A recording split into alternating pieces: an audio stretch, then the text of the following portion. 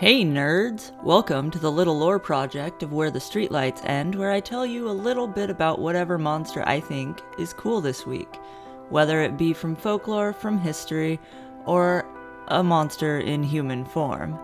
Like, comment, or subscribe for more horror, history, and lore from me. You can also join my Patreon, which is patreon.com/BackalleyAlchemist, and I'll link that below. I've got an Instagram with more personal content, and I'm on Blue Sky. Links will be at the end for anyone interested. I like it when people join in the conversation, even if it's just to tell me that I'm wrong. Today is a nerd request topic, which means that someone who watches my videos suggested that I cover this. Today's monster originates from Slavic folklore, and he's one of many very cool guardian spirits. I'm gonna talk at you about Leshi. Leshi, simply put, is a guardian spirit of the forest who, like I said, is prevalent in Slavic folklore. Slavic is a term used to identify a number of different cultures which are grouped together because of their shared language family. The language family is called Slavic, and the peoples that are within this group tend to originate from the areas of Eastern Europe and Western Asia. In appearance, Leshi is typically described as a humanoid figure with masculine traits, but does not look exactly human, right? He is usually more like half man, half plant, with like leaves for hair. This guardian spirit may not exactly have his own physical manifestation, but can shapeshift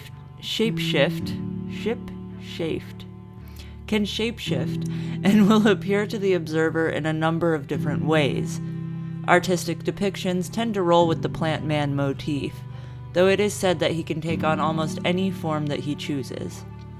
As a shapeshifter, Leshi is able to make himself as large or small as needed, and he has the power to decide if he looks menacing or gentle to those who meet him. Some tales suggest that he is even able to take on the exact form of individual people, and will occasionally show himself as a mirror version of the person who comes across him.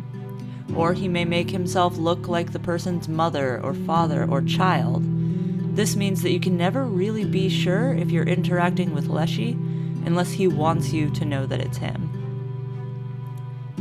Some stories surrounding Leshi include a family and state that he has a wife and a child, but more often he's described as a solitary entity. He builds his home deep in the woods, and he obscures it with many bushes and animal hides that make it extremely difficult for humans to find it. It is said, however, that animals are drawn to him and to his home. Therefore, he does not really spend his time all alone, as he hangs out with all of the creatures that inhabit the forest. Some variations of his story suggest that he's not the only one of his kind, and that he lives in the forest with an entourage of other spirits who share the same goal as himself, to protect, maintain, and care for the forest. Some say that he takes away children who are being abused or mistreated by their families. He steals them to take them to a different world, where they can live with the spirits of the forest in peace. This is an interesting twist for an entity known to abduct children. Most will take children to punish them for poor behavior, or will eat them to maintain their youth, etc. Leshi taking away children who are mistreated by their families, however, indicates that stories about this guardian of the forest are designed more as a warning to parents to treat their young ones well. This is refreshing after years of studying folklore creatures that were devised for the purpose of keeping children obedient. In this case, it's the parents who should be mindful of their behavior. Leshi's attitude toward people is different depending on their level of respect for the forest. Leshi's behavior has been described as erratic, fickle, and flighty. This makes him unpredictable, which can be frightening for those who would encounter him, regardless of how much reverence they show for the forest. This is a personality trait that I recognize as being associated with the Fae more than anything. It sounds to me like we found a Slavic fairy, or at least the equivalent. Leshi having a dual environment, able to travel back and forth between the forests of Earth, where he serves as a protector, and a different ethereal realm inhabited by other forest entities, suggests to me that he comes from stories much like those of the Fae in the British Isles. Those who traverse the woodlands may experience a feeling of being watched, or that hair-raising sensation of being not alone, you know? It is possible that this is all you will notice when Leshi has taken an interest in you. If he's in a good mood and you have been kind and thoughtful throughout your time in the woods, he may simply watch you from afar and move along without incident.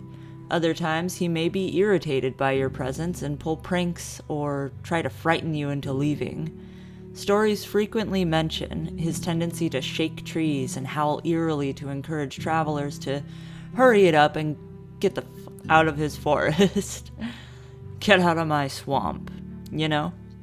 So, he's been known to take apart the wheels of wagons, offer pine cones to people disguised as drinks, so that people get, like, weird splinters in their mouths.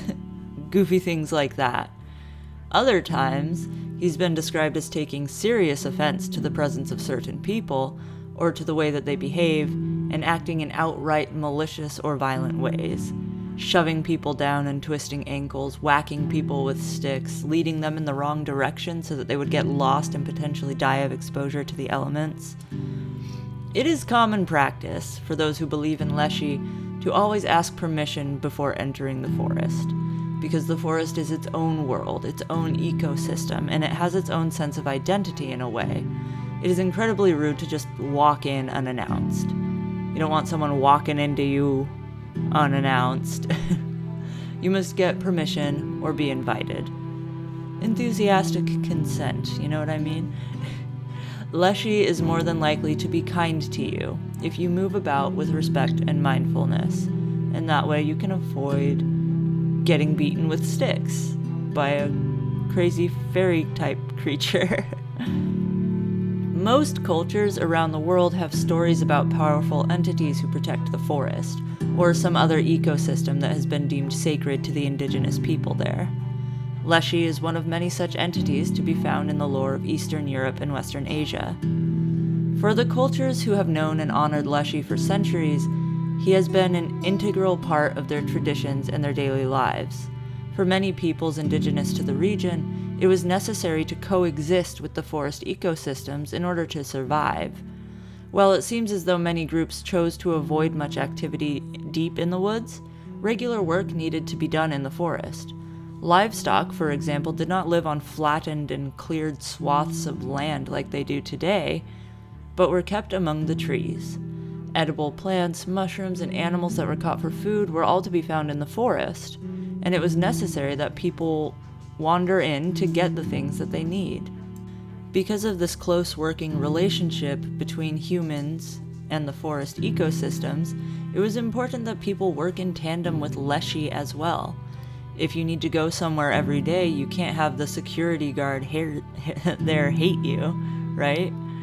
So the people came up with ways to offer peace and show reverence to Leshi and to his forest. And deviation from those practices could lead to malicious behavior on behalf of the spirit, which could ultimately endanger the whole population who relied on that working relationship. When looking at these traditions and stories with an academic lens, it appears that stories of Leshi and spirits like him exist as ways to keep people from messing up the forests and the ecosystems that they relied heavily upon for survival. By not trampling upon seedlings, which Leshi would find deeply disrespectful, you allow the new growth to flourish. By not blocking waterways with stones and debris, you allow that ecosystem to continue going unaltered.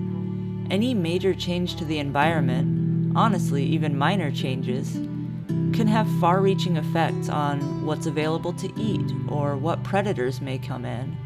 It's generally best to leave things be and have as little impact as you can unless you know how to adjust to the changes that will follow those changes. You know what I mean? Those alterations to the environment.